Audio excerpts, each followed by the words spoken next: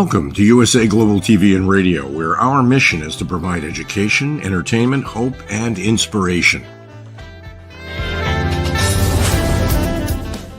USA Global TV and Radio connects you with experts and audiences all around the world every single day to help you succeed in business and to live a richer life.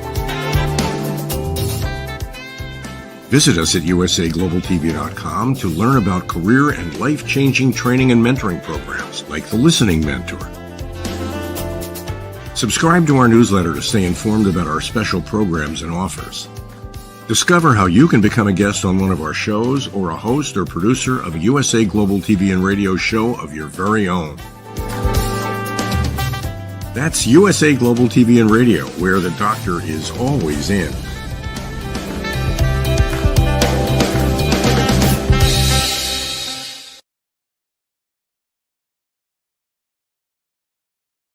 Hello and welcome to USA Global TV and Radio, where we provide world-class education, entertainment, hope and inspiration. Our show today is a woman's prerogative Part 2. We had Part 1 a while ago, and now we're going to explore with the same topic in Part 2. We are in partnership with E360 TV with this show. A warm welcome to our loyal viewers at E360 TV and across all of our platforms, and our friends across our usual platforms, which is YouTube, Facebook, LinkedIn, and X. Our topic today is an interesting one, as we explored in Part 1. Our topic tonight is defining happiness, diverse paths to fulfillment and the pursuit of joy. We had a really interesting exploration, and I'm expecting just the same kind of exploration with some different insights. I look forward to welcoming all aspects of the pursuit of happiness. And we are now joined with our wonderful panelist, MARISKA, all the way from New Zealand, I think, or maybe it's Australia, because I know she's moved. Hello. Hello, Caroline. Is it Australia? Yes, we have moved, hence the little bit of interruption in our being together, as well as summer. Your summer, my winter, also putting a bit of a spanner in the works. Well, it's wonderful to see you back. I am really looking forward to our exploration and our conversation tonight. But before we go into the topic, please do share with our viewers what you do and how you help people. Well, luckily I remember all of that. So I am a leadership development partner, and I do that by partnering within training elements as well as coaching. And the leaders I partner with are mostly engineers. So if you are an engineer or within the engineering space, and you potentially want to move into leadership, or you are already in leadership and you want to move up in your leadership space, that is who I work with. And thank you, Dr. Jacalyn, for showing my very wonderful website that I have just noticed I need to update a little. And other than that, I enjoy my new environment. So I am also learning and enjoy that. And that, oh yes, and if you want to contact me, just in case I forgot to mention this, you can do so via my email, which is mariska@journey2discover.com. And I'm sure Dr. Jacalyn still has dreams about me saying just that. Thank you very much, Mariska. And for myself, I help people bust their stress. I work with root cause therapy and chakra psychology, and I've been working in stress management, helping people bust their stress since 2000. I was in practice in Harley Street for 17 years and only left them to move out of London. And I felt that I was probably too attached to leave London, so I had to give up my Harley Street practice firstly before I could move out of London.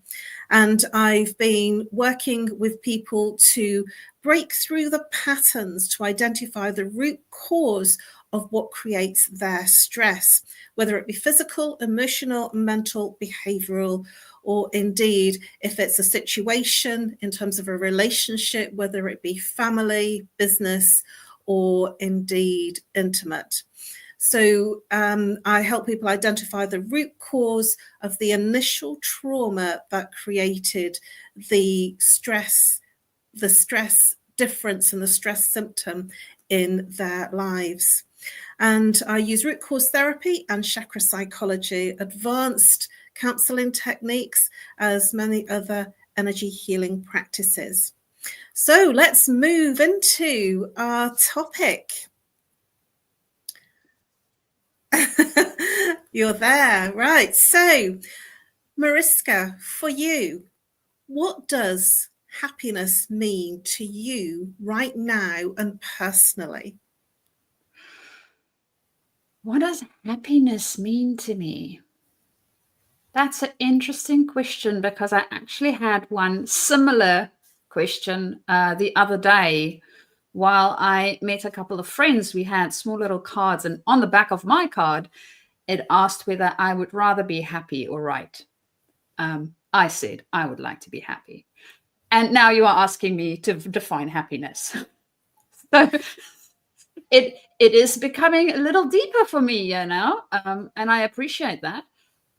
I think for me, happiness is where I can be fully myself, where I can live my life authentically, try things out, learn, grow.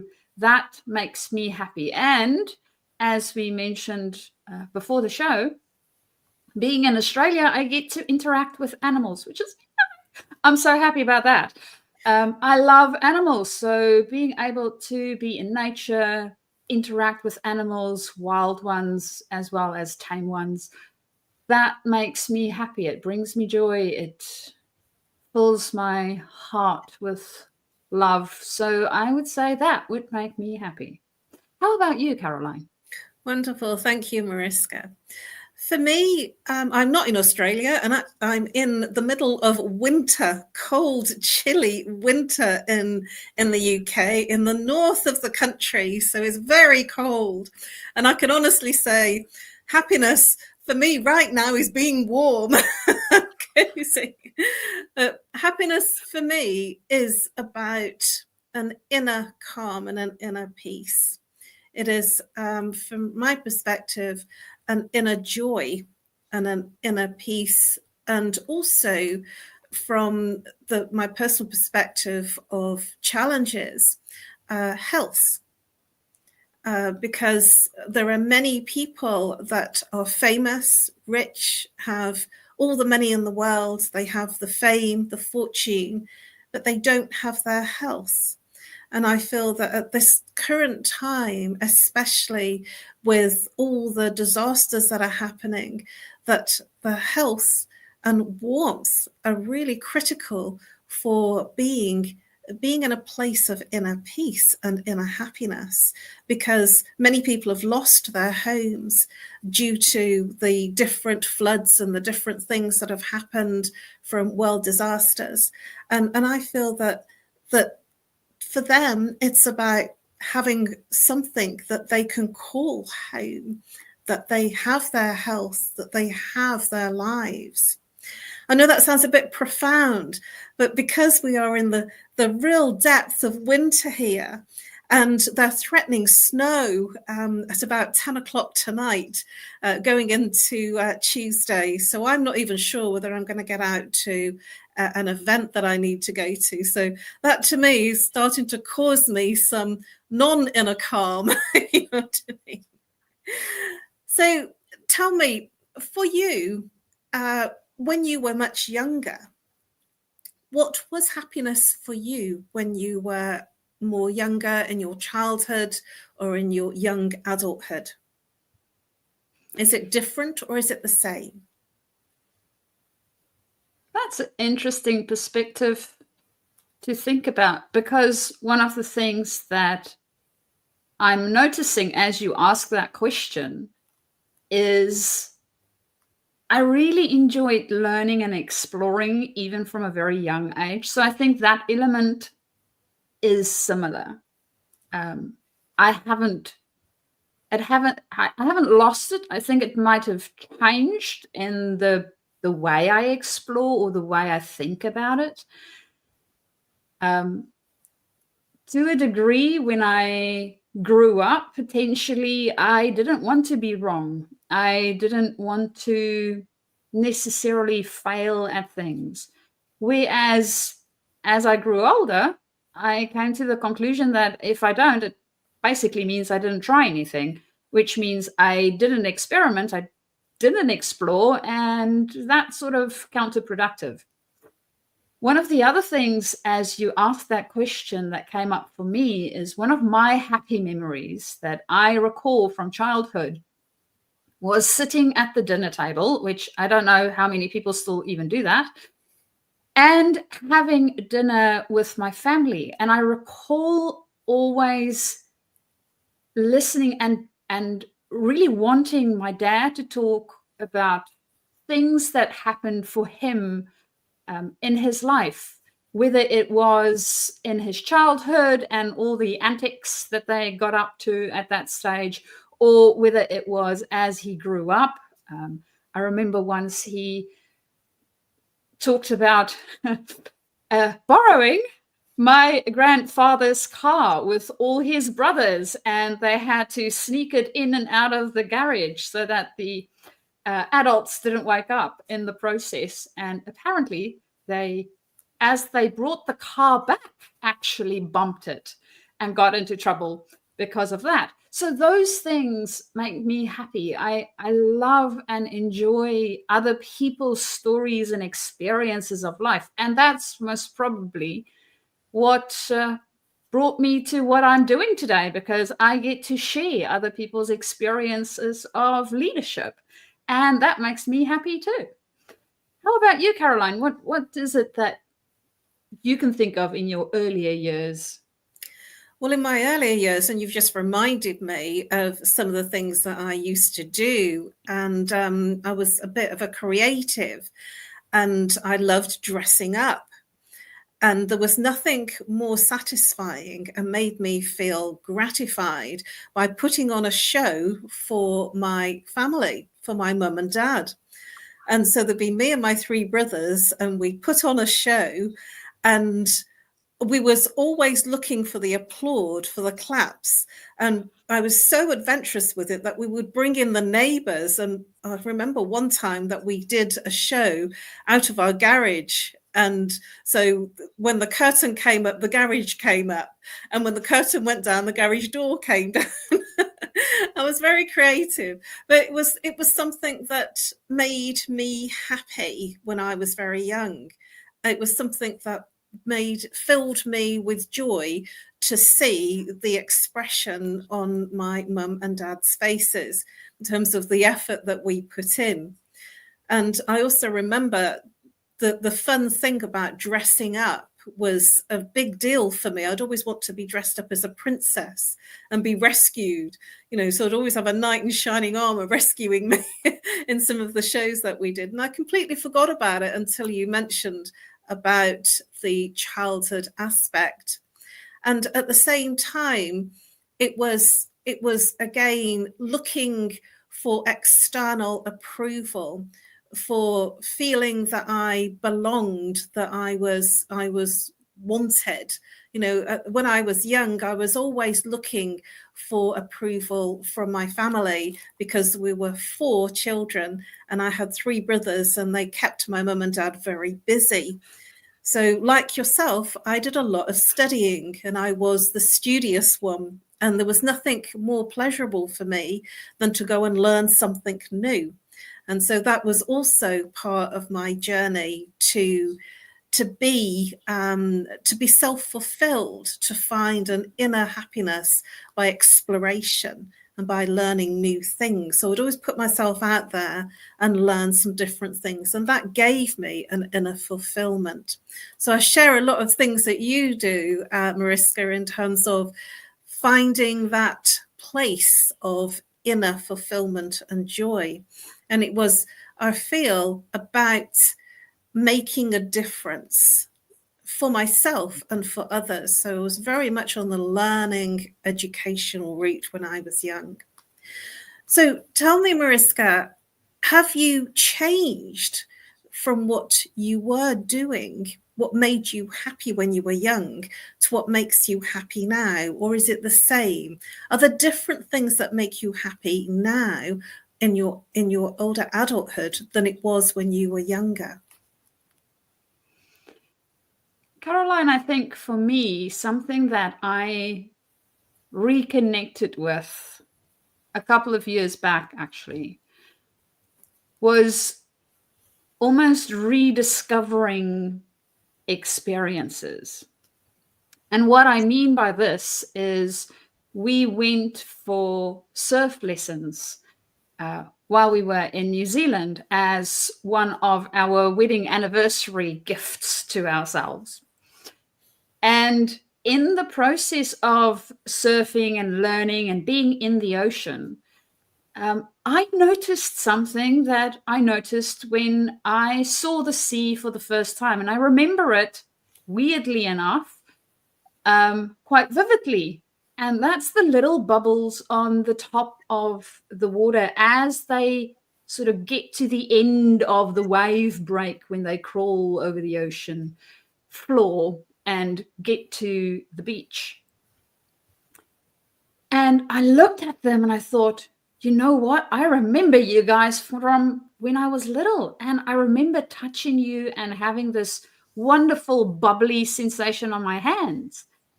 And I did that again.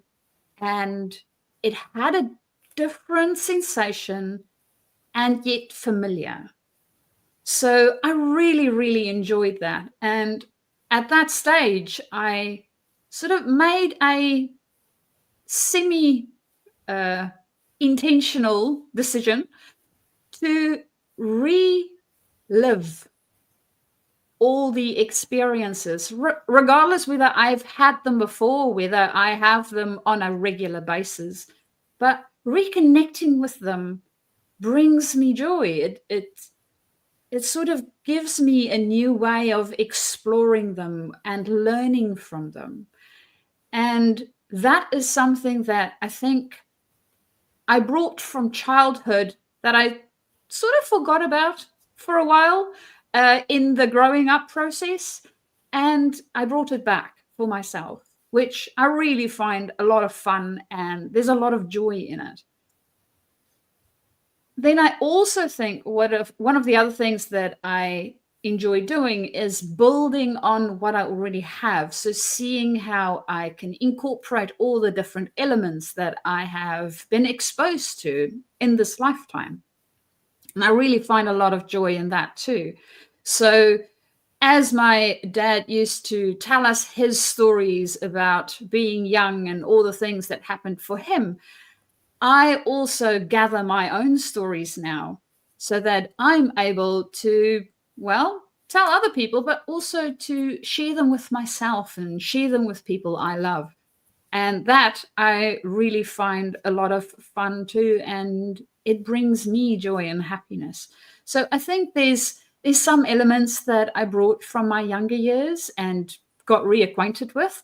And then there's some elements that grew and changed and evolved as I got older, and I'm sure that they will continue to evolve, or I hope so at least.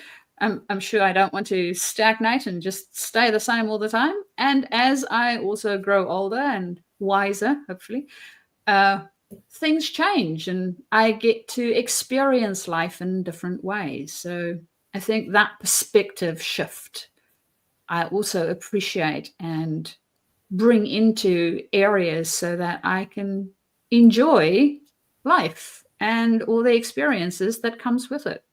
How about you, Caroline? How's that for you? Thank you, Mariska. My gosh, I felt like I was at the beach with you as you were describing it. I felt the waves, and I realised that there is no lovely warm waves in the UK. It's chilly. Even in the summer, the sea is not very warm. But I have had experiences of going to much warmer climates. I've spent quite a lot of my time in Florida, and walked along the beach and Daytona Beach, and that was just incredible.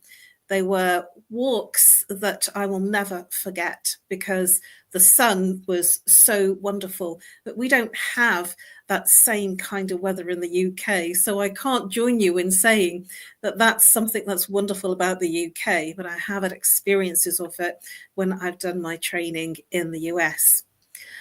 For me, one of the themes that has been with me all the way through and has changed as I've moved through my journey is music. Music is something that has been a passion of mine, and I was always into music from very young. I can remember going to a local disco, which was like a community club, which was started at 6:30 and finished at 8, which was late. And I was 5 years old, and my mum would take me. It was the top of the road, and I would absolutely feel happy and fulfilled when I was dancing and I was singing along to all the songs. It filled me with joy and with happiness. I was very young when I first started going, but there was something that has traveled with me all the way through my life. Music has been a dream for me in terms of having the inner happiness and inner fulfillment. And I still turn to music, but it's different now. The music that I am interested and want to listen to now is much more therapeutic. Not that I don't like the other stuff, and I absolutely adore the 80s was my time when I left school, and the time of the music that was great for me and that made me feel happy because it was something that I was experiencing internally. And now very much into music, sound baths, gong journeys, ecstatic dances. So that has been a theme of the inner experience of inner joy and happiness. So it's an external thing with an internal experience coming out externally. So music for me has been very, very much a theme throughout my entire life. Have you got any thoughts of what I've shared with you just now? I love the music piece. You reminded me of the influence of music in my life as well, and the different spaces and places when it really impacted me as a human being, whether it was me being very, very happy and dancing to it and really enjoying it, or me being very, very sad and just lamenting. And then enjoying said sad song with that emotion. Music has so many versatile ways of being used. So thank you for reminding me of that experience as well. I did not dance. I am not the stage type of person. My biggest stage performance was that of a tree, and I stood fairly still at that stage. So I would not be doing any dancing in public, but I do absolutely love dancing on dance floors and yes, in my house with really good music. And the 80s, yes, I agree. I was a bit young at the time when it came out, but I still enjoy the music though. There was something very happy and something very hedonistic, I feel, about the 80s music. But I think that everybody that comes of age when they leave school, that they always feel that their music when they left school was their music and it was the best out. And I think that goes without saying, you know, my mum was very into the 60s music because that was her era. And so all she would play would be Cliff Richard and Elvis Presley. And I would get really fed up of Cliff Richard, especially when I kept hearing congratulations.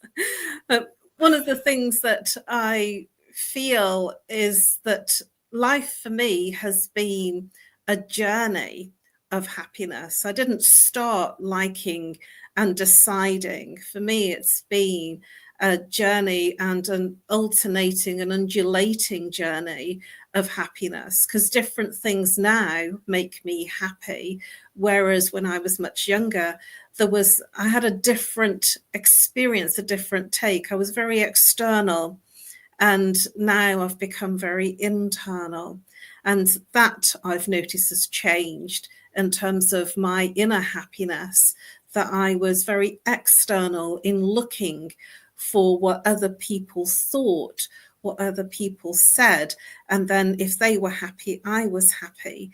But now I feel that it's much more about what makes me happy inside, and it isn't always what other people expect. And I certainly felt that was quite a change. So I was very out there when I was younger.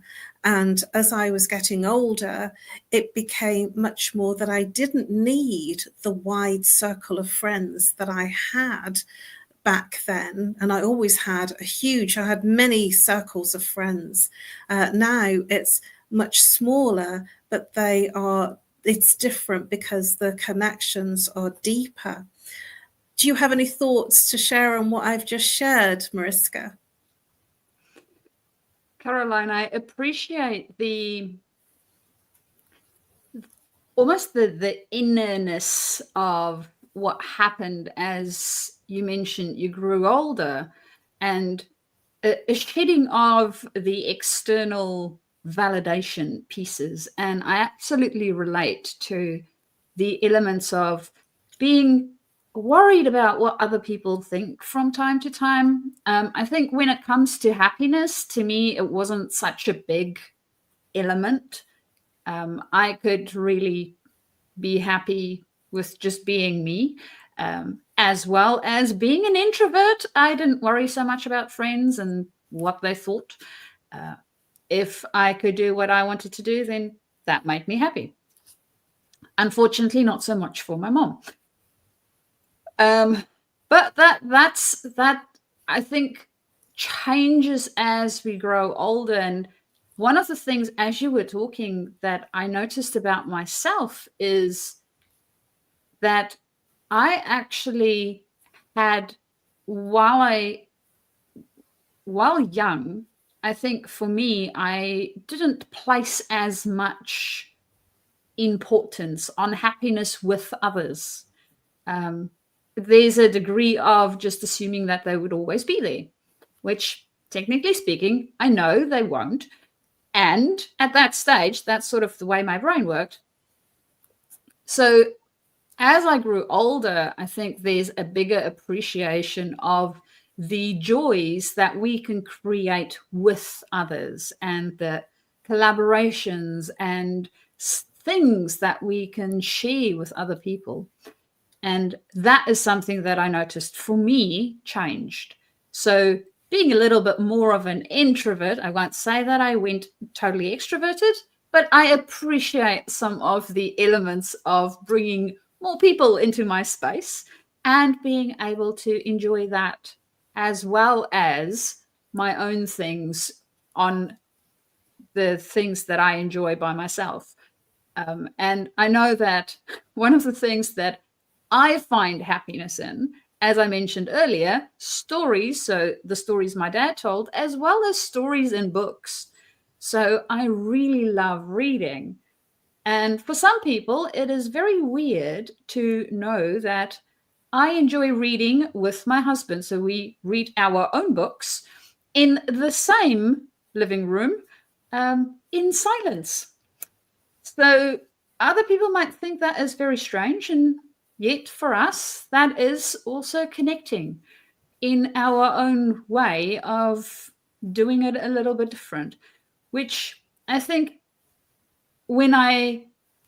as I grew up, I always thought that we needed to interact with other people if we had other people around us. So being able to read a book, I needed to be on my own. And I discovered that that's not required. I can be quite happily reading along with someone else in the same space, and we can both enjoy the experience and hopefully have a good story that we are reading that would give us some joy and happiness in the pursuit of it. How are you finding some of the things that I'm sharing, Caroline? Well, you've brought up reading, and I have to say that I was a big, big reader when I was younger, a very big reader. I would read everything. I have a huge library of what I would call reference type books now, but I had a lot of story type books when I was younger, and I was very much a big fan of Enid Blyton, and very much a fan of Winnie the Pooh, Pooh Bear.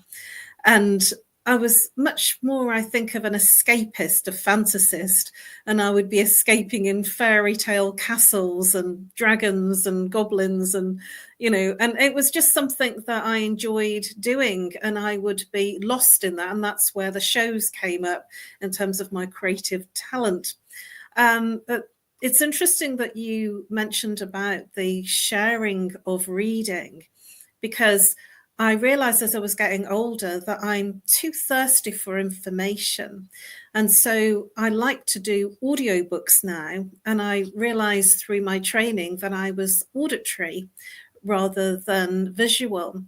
And so listening to books gave me the information quicker, because I was too impatient to get the information in reading. As I got older, I just wanted it quickly. And so that's why I do a lot of seminars and conferences. Well, I did when I was in London.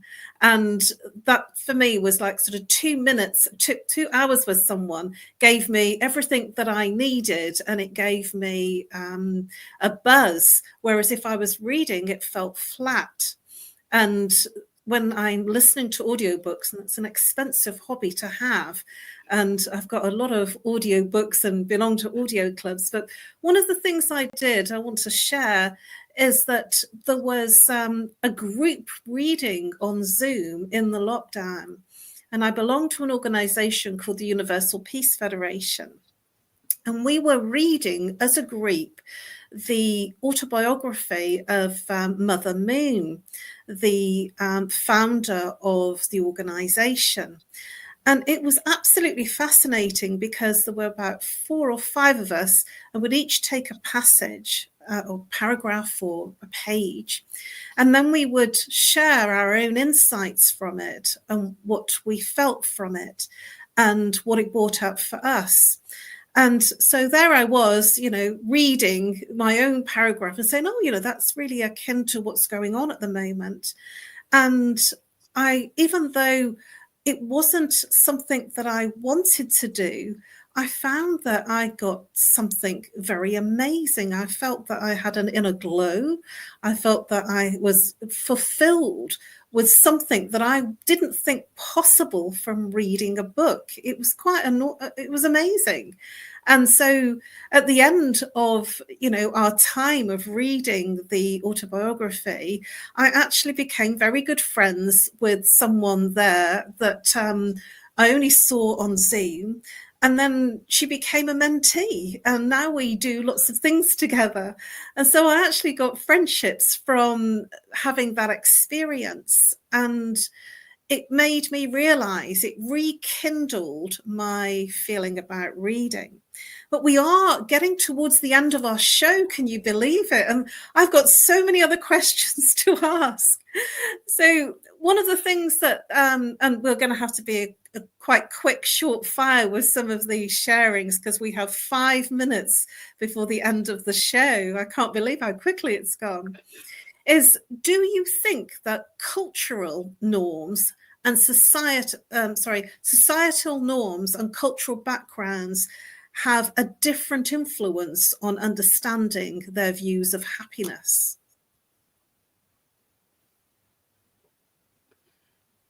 I think it might. So, thinking about my experience in South Africa and the way humor works for South Africans, and thinking about my experience in New Zealand and the way humor works there, and then thinking about Australia and the exposure that I've had of humor in this environment, I can see that potentially happiness will also show up in different ways for different people in different cultural spaces, or the way that they grew up. To give you a silly example, advertisements. So in South Africa, we had quite a few advertisements that had some form of humor to it. It might be very local based, so other people might not understand it, but there was humor within that space. In New Zealand, I did not find as many. There might have been one or two, but they, in general, did not have loads of advertisements that had some humor to them. And in Australia, I'm finding loads of advertisements with humor in them again. So I do suspect that there is something within the water or the culture that influences the way that we express our happiness and even experience happiness. How about you, Caroline? What's your thoughts? I'm in total agreement with you, Mariska, because the British, we are known to have our stiff upper lip. And so we kind of do things like sort of with gritted teeth. But one of the things that is, because if it's a difficult situation, we grit our teeth and smile through it, and yet we feel something else. So one of the things that comes out of that is, and it's a negative thing, but actually something that gets past this needing to be in control and be happy, be seen to be happy, is the British sarcasm. And so there is a lot of sarcasm in our wit. And so sometimes people will say things like, oh, I'd really love to come to your party. It sounds like great fun.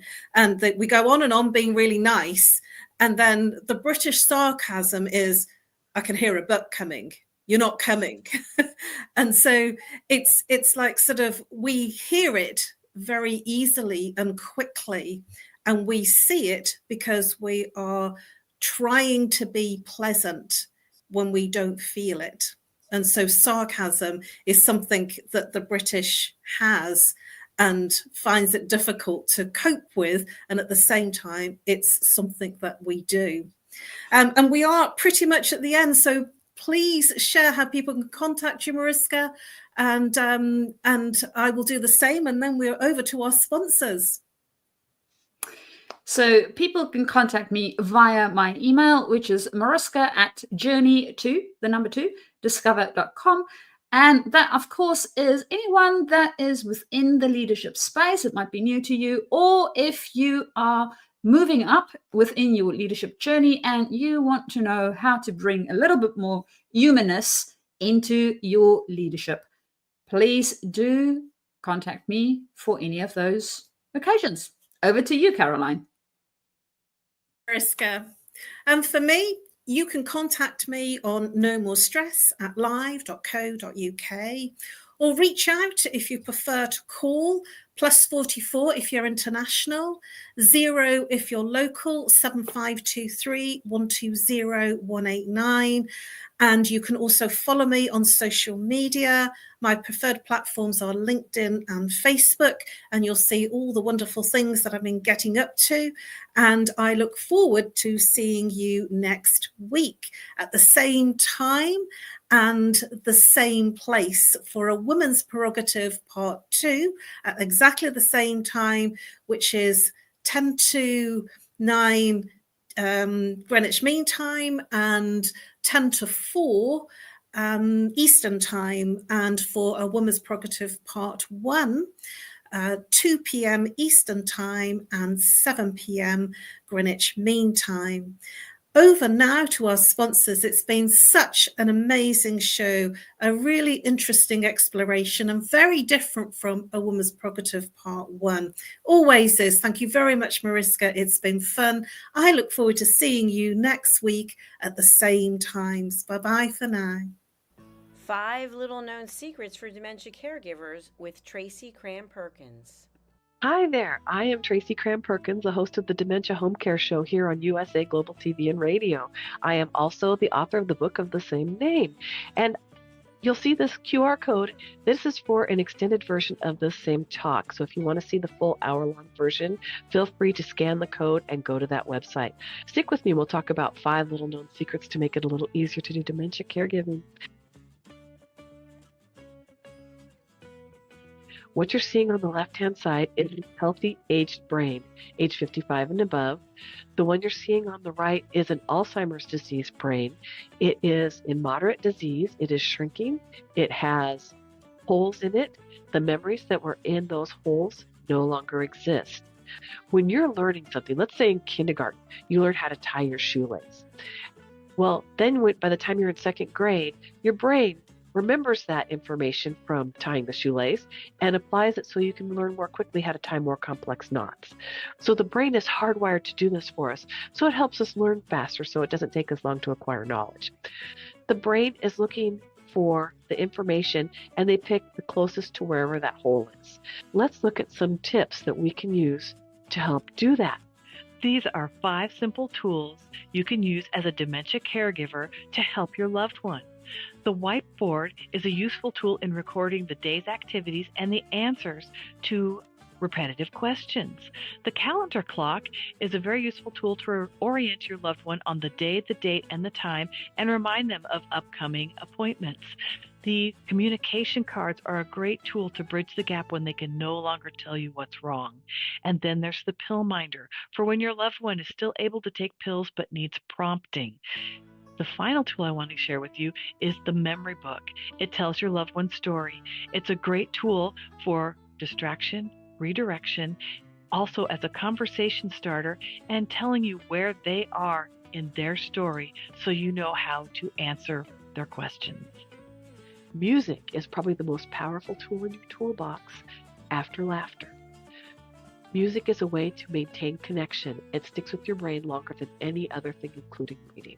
When you're having an issue with somebody, you can play their favorite music if you move them to another room, something that makes them happy, or you can start singing songs together from their childhood. These are some of my favorite books for caregivers. My show airs on the 3rd Tuesday of every month, and you can view past episodes on YouTube. Thank you, everyone.